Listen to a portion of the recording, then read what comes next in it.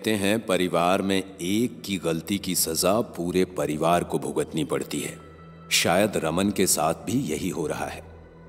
करिश्मा की मौत के बाद रमन ने करिश्मा का गांव में ही अंतिम संस्कार कर दिया और अपना बैग उठाकर धरा को साथ लिए जैसे ही घर से बाहर कदम रखने को हुआ तो किसी ने उसे जोर से धक्का दिया और वो घर के अंदर जा गिरा। और उसके घर के अंदर गिरते ही घर का दरवाजा उसके मुंह पर किसी ने जोर से पटकते हुए बंद कर दिया और वो उस घर से बाहर नहीं निकल पाया। रमन समझ चुका था कि करिश्मा के बाद अब धरा और उसकी बारी है, तो उसका यहां से बाहर निकलना नामुमकिन है। वो डरा हुआ धरा को पकड़कर चोर नजरों से इधर उधर देखने लगा कि तभी उसके घर का झूला अपने आप जोर जोर से हिलने लगा और तेजी से उसकी ओर आया और उसे धक्का मारकर जमीन पर गिरा दिया।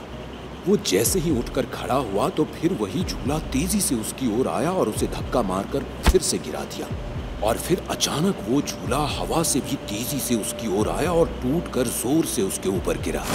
और फिर झूले की चेन निकलकर रमन के गले की ओर बढ़ी और उसके गले में लिपटकर उसका गला कसकर घोंटने लगी। उसने पैर पटकते पटकते अपना गला उस चेन से छुड़ाया तो वो चेन अपने आप हवा में इस तरह जाकर अटकी जैसे किसी ने उसे पकड़ रखा हो और फिर कोई उस चेन से उसे बड़ी बेरहमी से किसी हंटर की तरह मारने लगा। वो दर्द में चीखने लगा, लेकिन चेन का उसके शरीर पर कोड़ों की तरह बरसना तब तक बंद नहीं हुआ जब तक उसकी चमड़ी लाल नहीं पड़ गई और वो वहीं पर बेहोश हो गया। कुछ देर बाद जब रमन को होश आया तो उसने देखा उसकी बेटी धरा एक कोने में सहमी सी बैठी रो रही है। वो धरा की ओर बढ़ा और उसे अपने सीने से लगाकर दिलासा देने लगा, लेकिन वो भी जानता था ये मौत, खौफ और डर का मंजर देखने के बाद धरा को समझाना नामुमकिन है। दोनों ने सुबह से कुछ खाया नहीं था, इसलिए रमन अपने साथ धरा को लेकर किचन में गया और जैसे ही फ्रिज का दरवाजा खोला तो जोर से चीख पड़ा, क्योंकि फ्रिज के अंदर उसकी बेटी धरा का सर और कटा हुआ शरीर रखा था और फिर वो कटे हुए अंग अपने आप बाहर निकले और एक दूसरे में जुड़ गए और जुड़कर रमन और धरा की तरफ बढ़ने लगे। वो दोनों तेजी से वहां से भागे तो उस जुड़े हुए शरीर में से एक हाथ निकलकर धरा की ओर बढ़ा और उसके बाल पकड़कर उसे खींचते हुए फ्रिज के अंदर ले गया और फ्रिज का दरवाजा बंद हो गया और फ्रिज से खून आने लगा। धरा इस वक्त जिस जगह पर थी वहां पर उसके चारों तरफ अंधेरा ही अंधेरा था। वो वहां से जैसे तैसे उठने को हुई तो उठना तो दूर वहां से हिल तक नहीं पा रही थी, क्योंकि वो कोई ऐसी वैसी जगह नहीं, एक कॉफिन में बंद थी। और फिर उस कॉफिन को चीरते हुए कई सारे हाथ कॉफिन के अंदर आने लगे और आकर उसके गले से जकड़ गए। धरा जोर से कॉफिन का दरवाजा पीटने लगी। वो छटपटाते हुए अपने आप को छुड़ाने की कोशिश कर ही रही थी कि तभी उसके पैरों से रेंगते हुए उसके चेहरे के पास एक लड़की आई और उसने अपनी आंखों से बिजली की तार की तरह एक रोशनी निकालकर सीधा धरा की आंखों में डाली और उसकी आंखें खींचकर बाहर निकाल ली। वो दर्द में तड़प उठी और पूरी ताकत से कॉफिन को धक्का देकर बाहर निकली तो वो फ्रिज से बाहर आई। धरा को जिंदा देखकर रमन जैसे ही उसकी ओर बढ़ा तो जमीन से निकलते दो हाथों ने दोनों पैर पकड़कर एक साथ दोनों को खींचा और खींचकर जमीन पर पटक दिया और धरा और रमन को एक दूसरे से खींचकर दूर कर दिया। धरा जमीन पर पड़ी थी कि तभी उसके गर्दन से सरकते सरकते दो हाथ उसके चेहरे की तरफ बढ़े और उसके जबड़ों के अंदर जाकर उसका जबड़ा पकड़कर जोर से खींचकर फाड़ दिया और फिर किचन के टेबल पर रखा चाकू हवा में उछलता हुआ धरा की ओर बढ़ा और आकर सीधा उसके सीने से आर पार हो गया। और जब वो पूरी तरह अधमरी हो गई तब किचन में एक सफेद रंग का धुआं आया जिसने एक लड़की का रूप ले लिया और फिर वो लड़की धरा का हाथ पकड़कर उसे खींचते हुए सिलेंडर के पास ले गई और सिलेंडर का पाइप पकड़कर उसे खींचकर उसे दो टुकड़े कर दिए। और जब गैस पूरे किचन में फैलने लगी तब उसने एक माचिस की तीली जलाकर सिलेंडर पर छोड़ दी और सिलेंडर एक जोरदार धमाके के साथ फट गया और इसी के साथ धरा और किचन भी जलकर राख हो गए। रमन के पास जो आखिरी अपना बचा था वो भी अब इस दुनिया को छोड़कर जा चुका था। धरा की मौत के बाद रमन चीखता चिल्लाता बौखला गया और इसी बौखलाहट में उसने कहा, मैं ये दर्द का किस्सा ही खत्म कर देता हूं।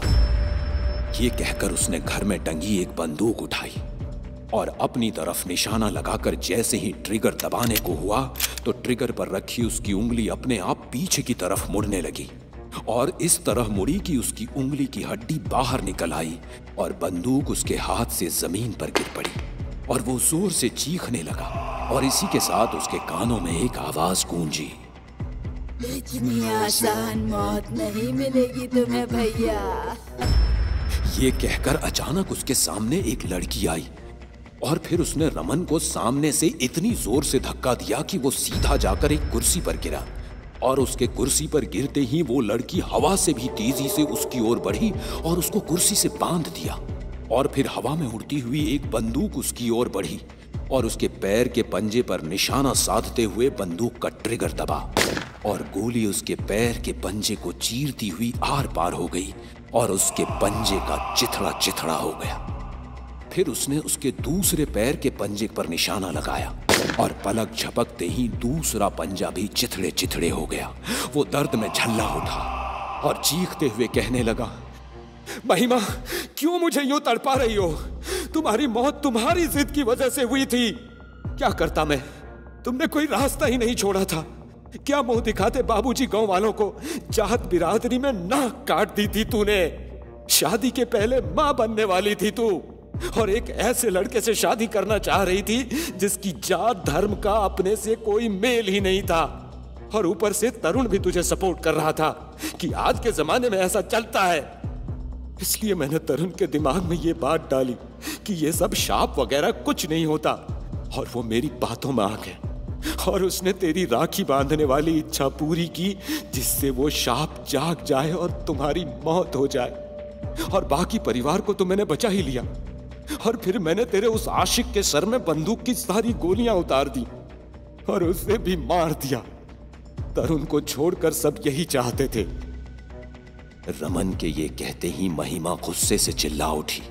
और जिस कुर्सी पर वो बैठा था उसे अपने हाथों की ताकत से हवा में ऊपर की ओर उठाया और उसे उल्टा करके जमीन पर पटक दिया और फिर उसका सर पकड़कर जमीन पर पटकने लगी और पटकते पटकते कहने लगी, इसलिए मैंने बाबूजी को पुलिस बन के कॉल किया कि मेरे पास उनके खिलाफ सबूत है और मैंने उन्हें मार दिया और तुम लोग भी इंडिया आ गए। अब होगा मेरा बदला पूरा। और फिर महिमा की आत्मा ने अपना हाथ उसके शरीर के अंदर घुसाकर उसके दिल को उसके शरीर से अलग कर बाहर फेंक दिया। रमन ने जाति परंपरा के नाम पर अपनी सोच जिंदा रखने के लिए महिमा की जान ले ली थी, जिसकी कीमत उसे अपनी मासूम बच्ची, परिवार और खुद की जान देकर चुकानी पड़ी।